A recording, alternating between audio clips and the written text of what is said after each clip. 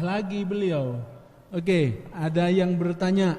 1, 2, 3, 4, 5, 6. 6. 7, 8, 9, 10. Ada 10 orang. Oke, coba mic-nya dikasih. Mana? Ini kalau yang nyanyi 10 orang ini caleg apa bukan ya? Oke. Ya, coba itu sudah ada, Ya. Baik, silakan Pak Adiroso dulu. Setelah Pak Adiroso beliau. Ya. Bismillahirrahmanirrahim. Assalamualaikum warahmatullahi wabarakatuh. Allahumma sholli ala sayyidina Muhammad. Sebelumnya saya ingin mengucapkan sebuah puisi. Membeli pepaya ke saudara, pulangnya dikasih sekarung. Sungguh bahagia hati rasanya berjumpa dengan Bapak Rocky Gerung. Baik, yang mau tanya-tanya maju aja ke depan sini biar enak. Bapak Rocky Gerung, kita ini sudah mendengar di beberapa media bahwa ya maaf aja, saya ini terbuka aja ya. Unek-unek artinya dari hati kecil saya. Ini ada semacam korupsi politik. Korupsi politik artinya penyalahgunaan wewenang politik. Jadi ada satu capres, ini akan diamputasi politiknya gara-gara kasus formula. Tapi ini mungkin rekayasa. Jadi tolong Pak Rocky, pengamatan sampean bagaimana dengan langkah-langkah amputasi politik. Soalnya ini sudah mencederai demokrasi.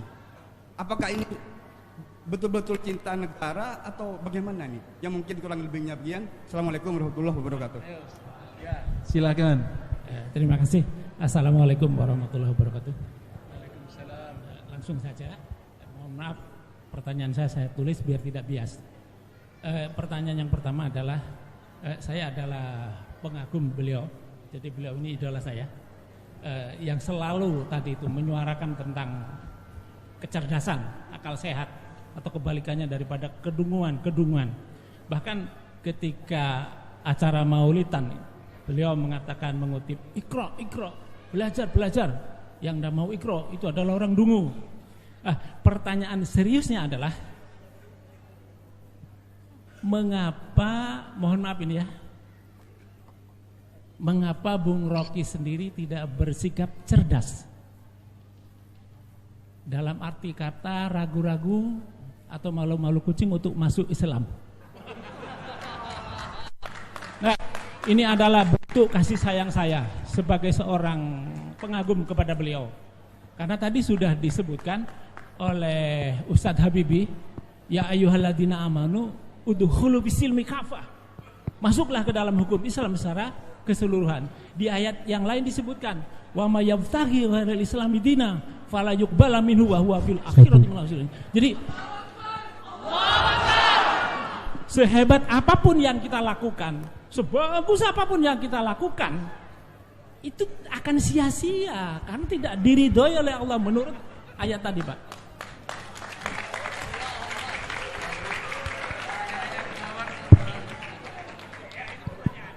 Kemudian yang kedua, di beberapa pertemuan panjenengan pernah bilang bahwa ketika panjenengan bersinggungan dengan masalah agama itu selalu ngeles, selalu mengelak.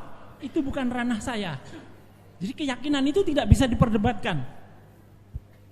Itu kan dogma bagi yang bukan beragama Islam. Jadi dogma itu adalah suatu keyakinan yang harus ditelan bulat-bulat. Tidak boleh dipersoalkan, tidak boleh dipertanyakan. Jadi akal sehat di sini tidak berlaku bagi dogma, tapi bagi Islam tidak.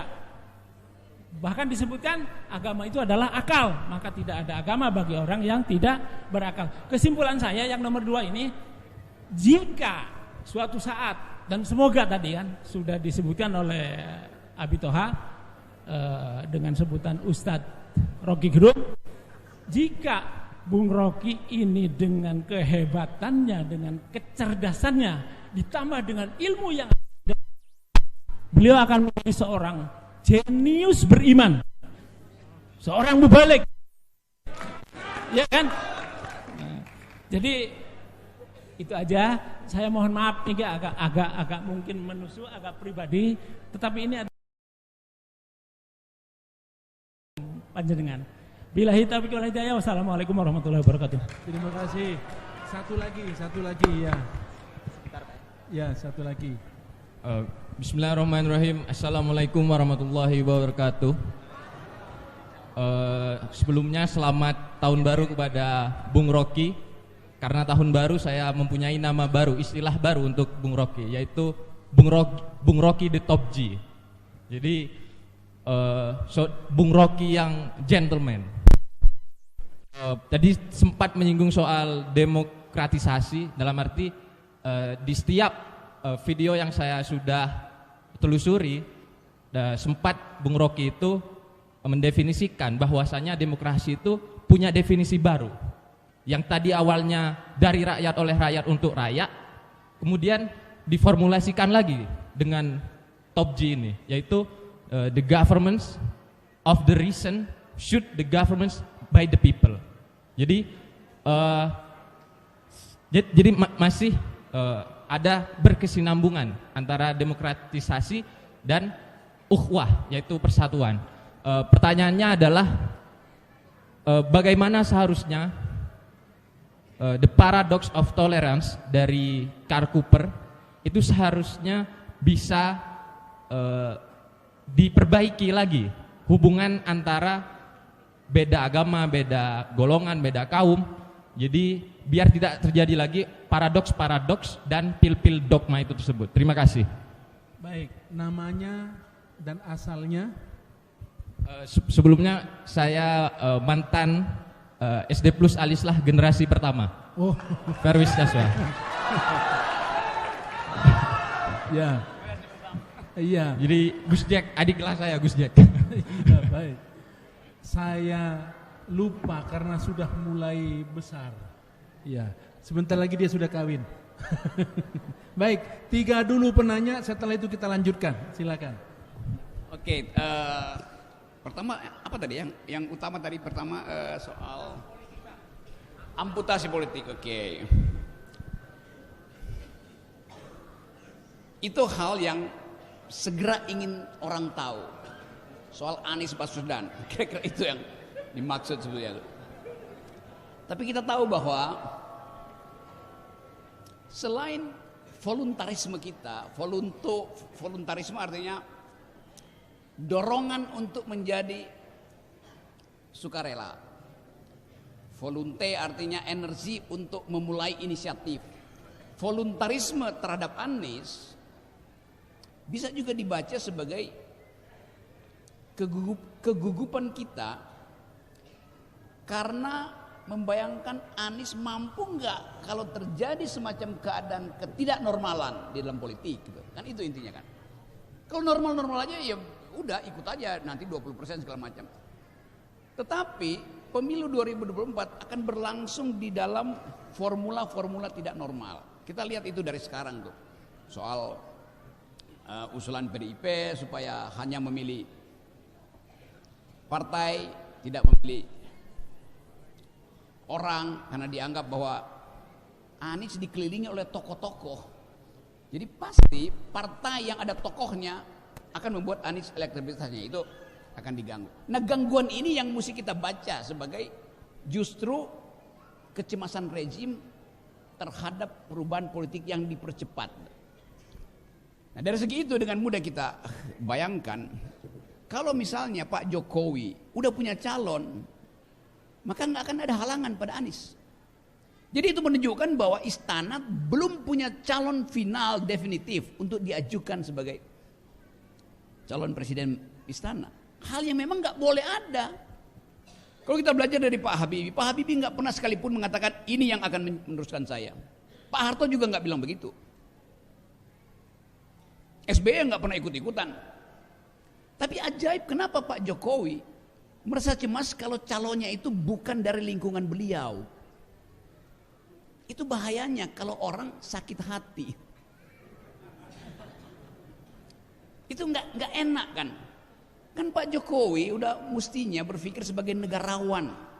Saya percaya bahwa siapapun yang terpilih, dia akan menuntun bangsa ini ke arah kesejahteraan dan keadilan.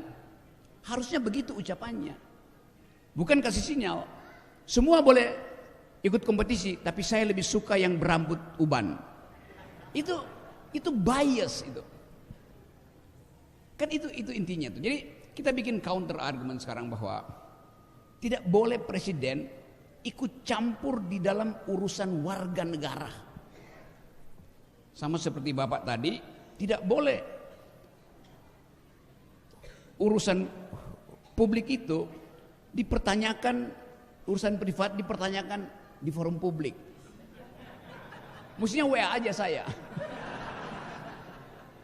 Karena itu akan jadi headline besok. Dan kita sibuk begituan. Lalu istana goreng. Rocky Gerung memanfaatkan pesantren, pura-pura masuk Islam. Kan bahayanya begitu. Itu masalahnya tuh, kepekaan itu. Yang saya pastikan tadi bahwa itu terkait dengan status kita di sini sebagai warga negara, warga akademis. Semua orang berharap kapan Pak Rocky dapat hidayah? Percepat dong. Loh, hidayah itu misteri. Bukan sesuatu yang diucapkan dan diniatkan dari pihak luar.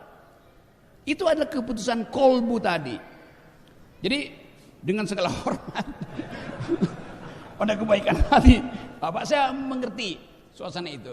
Tapi jangan sampai hal itu justru yang diambil alih oleh mereka yang suka memprovokasi, lalu terbelah lagi bangsa ini hanya karena soal itu. Itu poin kedua tadi. Yang ketiga tadi dari alumnus yang rupanya dia memperhatikan diksi saya. Jadi saya mesti hati-hati nih, jangan sampai yang saya ucapkan kemudian dibalikkan pada saya dan nggak bisa saya pertanggungjawabkan. Saya pertanggungjawabkan. Di dalam ilmu politik, demokrasi disebutkan pemerintahan dari rakyat, oleh rakyat, untuk rakyat. Sekarang ada pertanyaan tuh. Yang disebut sebagai pemerintah itu siapa? Yang disebut sebagai pemerintah demi rakyat itu bagaimana?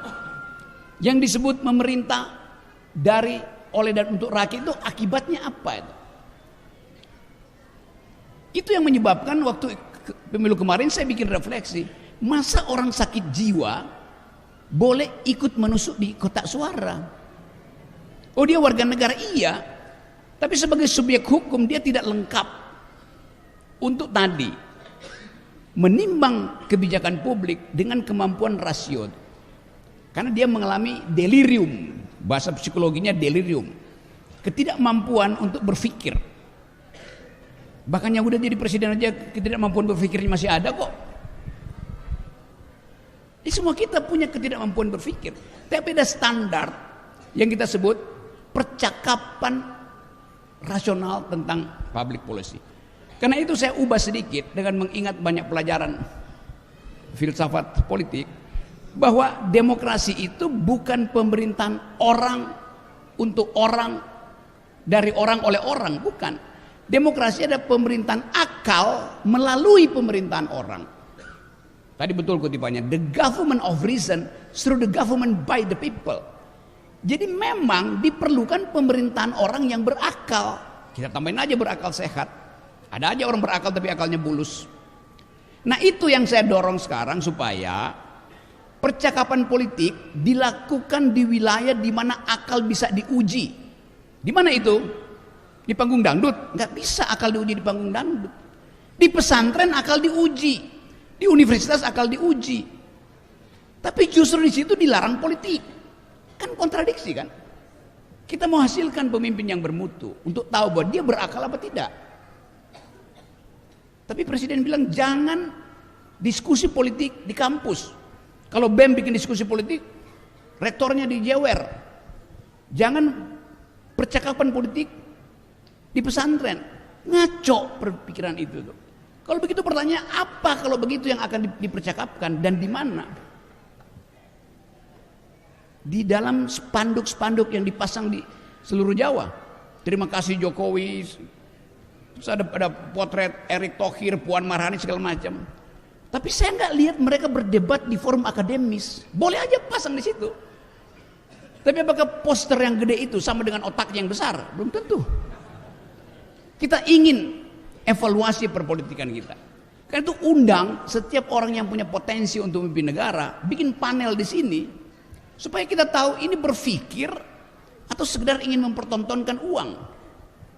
Kalau ingin mempertontonkan uang, tunggu besok pagi. Lakukan serangan fajar. Jadi bagian itu, jadi itu penting kita ingatkan bahwa semua potensi untuk menghasilkan pemimpin harus difilter di tempat di mana pikiran dimungkinkan. Pesantren adalah sekolah. Sekolah artinya berpikir, berpikir artinya menguji. Pemimpin harus diuji. Bukan, kan pemimpin kita itu dia nyogok lembaga survei, tiba-tiba elektabilitasnya naik. Elektabilitas naik, intelektualitasnya turun. Moralitasnya ikut drop. Masa pemimpin intelektualitasnya nggak ada? Gugup untuk bicara. Harus nyontek, dan nyontek pun gugup. Jadi bagian-bagian ini yang saya beritahu, saya kasih kritik pada semua orang itu. Nah, sekali lagi kita tunggu satu momentum politik di mana kita lihat Indonesia udah menemukan kembali otaknya. Indonesia udah kembali mampu berpikir. Kapan itu? Tergantung kita putuskan malam ini. Kita mau mempercepat pemilu atau kita mau menunda pemilu? Ya percepat aja sebaiknya. Supaya efisiensi di dalam kepanitiaan, yang kan ada KPU yang nggak tahu KPU itu ngapain tuh. Anggarannya berapa? 100 triliun dia minta tuh. Tapi fungsinya cuma nyiapin kotak suara, tidak melakukan pendidikan politik. Kalau ada pendidikan politik, kotak suara itu bikin aja begini, orang masukin di situ. Ragu nggak? Jangan ragu. Kalau orang beretika, nggak akan ada yang nyolong kotak suara itu. Dibikin baja pun dicolong orang dan dimanipulasi di dalam komputer kan. Jadi publik harus dibuat percaya bahwa demokrasi itu harus dihasilkan dengan perdebatan intelektual. Itu intinya. Terima kasih. Baik, selanjutnya ya, ini di sini barusan 1, 2, 3. Ya, sebentar. Nanti ada sesi ketiga ya. 3 orang apa 5 orang, Pak Rogi? 3-3 ya. 3-3 ya, 3-3 ya. Assalamualaikum warahmatullahi wabarakatuh. Saya selalu mengikuti apa yang sering disampaikan oleh. Mohon sebut nama asal. Oh ya, mohon maaf. Nama saya Muhammad dari Situbondo. Ya, Situbondo.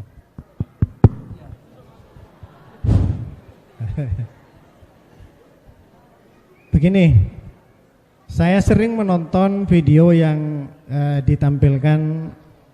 menampilkan Pak Rocky Gerung. Saya pengagum berpikirnya, kemudian cara menyampaikannya, saya salut sekali. Bung Rocky ini sering menyampaikan ayat Al-Quran, sering yang disampaikan. Bahkan di sana surat pertama diturunkan, Iqra. Nah, baca, biar pinter baca. Kalau tidak baca, dungu, kan itu. Kemudian sering disampaikan demikian, bagaimana mengasah otak, bagaimana mempergunakan otak ini, akal pikiran ini. Sehingga di dalam Al-Quran banyak disebutkan, walaqad dzara'na li jahannama katsiran minal jinni wal ins. Dan sampai terakhir ya, di akhir ayat itu disampaikan, ulaika kal an'am balhum adall. Jadi orang yang tidak menggunakan akal pikirannya, matanya, pendengarannya, mereka itu seperti binatang. Bahkan mereka lebih sesat daripada binatang. Nah, dalam hal ini seringkali kita mendengar bahwa tokoh kita, ulama kita dilarang melakukan politik. Hingga itu katanya mau mencemari agama. Ada semacam ketakutan di tengah masyarakat kita bahwa Islam ini akan muncul. Pemikiran Islam ini akan muncul. Sehingga terjadilah pembentukan Islamofobia. orang takut terhadap Islam sendiri. Nah, hal-hal seperti ini dimakan mentah-mentah oleh umat Islam sendiri. Bahkan ada tokoh dicurigai, ada seperti ini dicurigai, ada tampil dengan kecerdasannya teroris, tampil dengan kecerdasannya dibilang anti Pancasila. Nah, pertanyaan saya, bagaimana mengatasi persoalan ini di negara kita? Bahkan di sini adalah mayoritas Islam. Kenapa kapasitas Islam ini tidak diberi ruang untuk mempergunakan haknya sehingga tidak selalu dikebiri? Terima kasih. Assalamualaikum warahmatullahi wabarakatuh. Assalamualaikum warahmatullahi wabarakatuh. Baik, langsung kepada pertanyaan. Sebut nama asal. Assalamualaikum warahmatullahi wabarakatuh. Saya Ikramullah dari Situbondo. Saya sangat mengidolakan Profesor Rocky Gerung ini.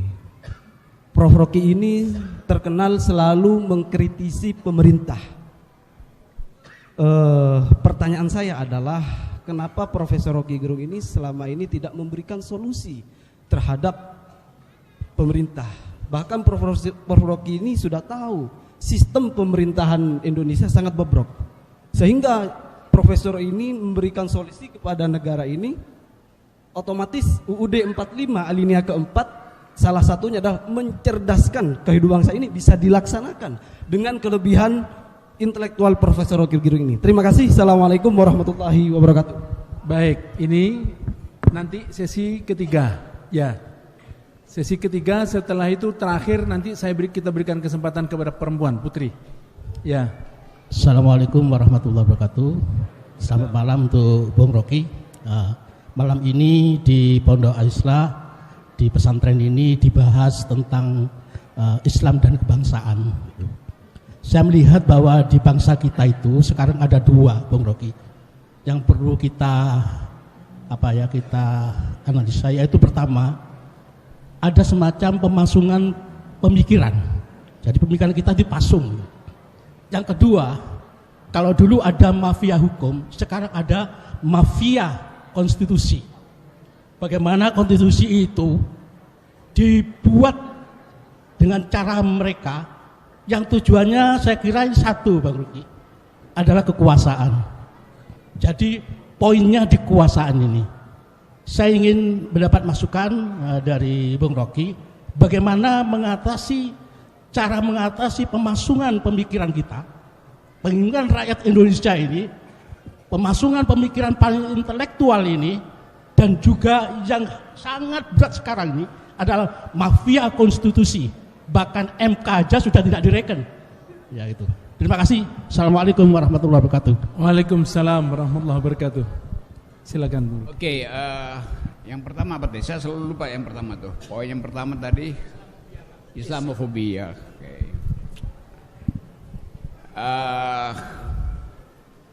Kalau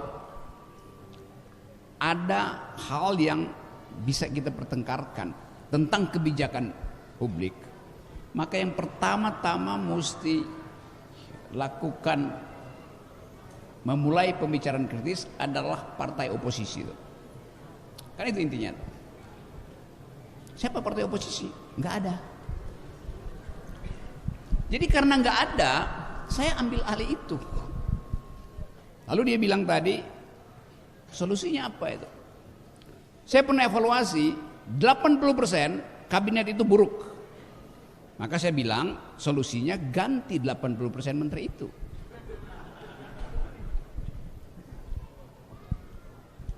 Kan itu dasarnya. Karena dia pejabat pembuat kebijakan, ya ganti. Lalu orang bilang, Anda mau gantiin ya? Anda menginginkan kekuasaan itu. Saya bilang, saya memberi solusi yang betul-betul masuk akal, ganti aja. Tapi nanti Pak Jokowi akan bilang, oke, itu hak prerogatif saya.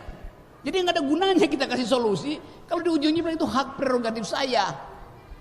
Lain kalau ada oposisi yang akan tekan itu. Saya nggak punya kemampuan menekan.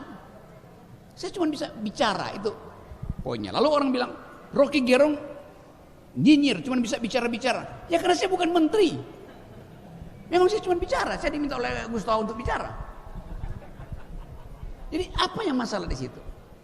Yang ketiga, menteri-menteri itu saya gaji untuk cari solusi. Kan mereka digaji rakyat untuk cari solusi. Lalu mereka bilang, jangan kritik aja, kasih solusi. Loh, Anda saya gaji untuk kasih solusi, untuk cari solusi. Ngapain minta kembali solusi ke saya tuh? Jadi Anda mesti bisa bedakan bahwa kalau saya kasih kritik, saya nggak perlu kasih solusi. Kalau saya kasih solusi, gaji saya, itu masalahnya. Dia nggak bisa gaji kan? Fairnya begitu. Tetapi kesalahan pertama ada pada oposisi yang tidak diizinkan oleh Pak Jokowi. Dalam satu kampanye Pak Jokowi bilang, saya nggak perlu oposisi itu. Lalu yang kontrol Anda siapa kalau gitu? Jadi dari awal desainnya udah kacau. Nah karena itu kalau yang beroposisi sekarang dengan mudah dibilang Islamofobi. Karena cuma itu mainannya. Jadi kita dinasibkan untuk hidup dengan orang dungu. Yang kalau kita terangkan nyinyir. Semua yang kita bicarakan di sini dasar akademisnya ada. Semua yang kita ucapkan dengan sinis di sini maksudnya untuk memperbaiki bangsa. Gak ada di sini yang ingin bangsa ini hancur. Karena itu kita kasih kritik. Kalau ditanya misalnya apa prestasi Pak Jokowi, nggak ada. Memang nggak ada. Sorry aja. Tunjukkan apa? Jalan tol itu, kalau saya bisa berutang, saya sendirian bisa bikin jalan tol dengan suruh saya kumpul 10 arsitek. Gampang aja kan? Lain kalau Pak Jokowi bilang, saya buat jalan tol sesuai dengan janji saya, yaitu tidak berutang. Ini jalan tol pakai utang, siapapun bisa. Kan itu simple. Dan utang itu kemudian dibebankan pada rakyat. Setiap hari Sri Mulyani cari cara untuk majakin rakyat. Macam-macam dipajaki sekarang tuh. Demi membayar utang itu. Tetapi pendukung rejim tepuk tangan. Hanya di era Jokowi jalan tol jadi panjang. Iya, tapi jalan pikiran jadi pendek. Itu konsekuensinya kan. Tanya pada ekonom semacam Faisal Basri. Seluruh utang untuk bikin jalan tol, keuntungannya balik pada Cina. Bukan balik pada kita. Kenapa? Begitu selesai jalan tol itu kalau di dalam sistem pembangunan dunia itu gratisan jalan tol. Masa jalan tol berbayar? Justru jalan tol dimaksudkan untuk efisiensi supaya jalan biasa itu tidak macet. Dipindah jalan tol. Sekarang jalan tol dikasih tarif. Akibatnya orang nggak bisa bayar, balik lagi ke jalan biasa, macet lagi di situ kan. Nggak ada di dunia jalan tol itu bayar. Kecuali jalan dibikin swasta untuk pergi ke resortnya, itu bayar tuh. Ini jalan tol dari Jakarta sampai Banyuwangi disuruh bayar. Kan ngaco. Apalagi begitu jalan tol selesai dijual pada swasta. Jadi seluruh konsep itu yang mesti kita bongkar. Kalau cuma sekedar lihat semua orang tepuk tangan tuh pendukung Pak Jokowi, sekarang ada jalan tol, kita punya jalan tol. Yang ngomong gitu cuma punya Honda butut, nggak bisa masuk jalan tol, tapi dia bangga ada jalan tol. Cicilan belum lunas, mana ada motor bisa masuk jalan tol. Itu yang saya sebut manipulasi opini publik oleh negara. Itu bahayanya tuh. Kalau negara jahat disembunyikan dari mana? Sama seperti IKN, sama aja. Entah dari mana membiayai itu. Saya punya banyak teman di kabinet, semua merasa nggak mungkin itu jalan. Lalu kenapa kalian tepuk tangan? Karena mereka ketagihan kekuasaan itu, nggak berani untuk ucapkan kejujuran. Nah, kita ingin ada kejujuran diucapkan malam ini dan diucapkan oleh mulut seluruh warga negara yang kritis, yang punya otak.